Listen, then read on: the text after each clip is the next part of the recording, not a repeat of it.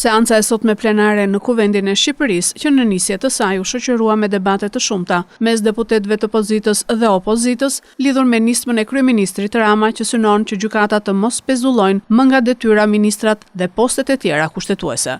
Kryetari i grupit parlamentar të Partisë Demokratike Gazmend Bardhi në fjalën e tij deklaroi se sot rendi i ditës së Kuvendit duhet të kishte vetëm një çështje: shqyrtimin e kërkesës së SPAK për heqjen e imunitetit të zëvendës kryeministres Belinda Balluku, gjë që i hap rrugë arrestimit të saj. Kreu i grupit parlamentar të Partisë Socialiste, Tauland Balla, tha se në Kuvend nuk ka asnjë kërkesë për heqjen e imunitetit.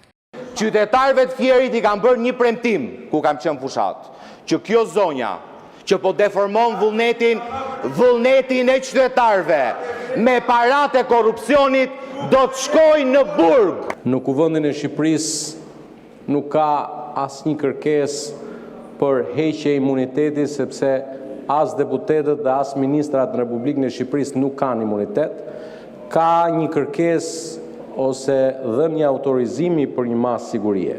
Më pas, kryetari i Partisë Demokratike Sali Berisha akuzoi deputetët socialistë se po mbrojnë interesat e qeverisë. Ju keni marrë një mision të pamundur. Këtë që po bëri ju se ka bërë kushkur. Ju po ndryshoni, jeni të gatshëm të ndryshoni ligje për të mbrojtur një hajdut. Në debatin me deputetët e Partisë Demokratike Gazmend Bardhi dhe Josefina Topalli u përfshi dhe deputetja e re socialiste e Fierit Zegjine Çaushi. Ti Gazo erdhe në Fier këtu më shik tej, shiko në sy. Po, shiko illo. Ti erdhe në Fier vetëm për të pirë gjini o yll bote. Pa dash të bënd të reflektojnë, kur kam hyrë për herë të parë në parlament, Partia Socialiste është përfaqësuar nga Fatos Nano, Dritër Agolli, Profesor Servet Plumi, Namik Dokle e tjerë.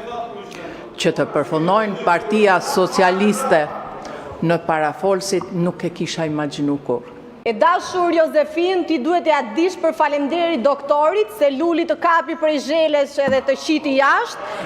Unë e kuptoj që ti ke nostalgji për atë kohën tënde, ishte koha të arta ato, por e dashur zonjë, gjërat kanë ndryshuar tani.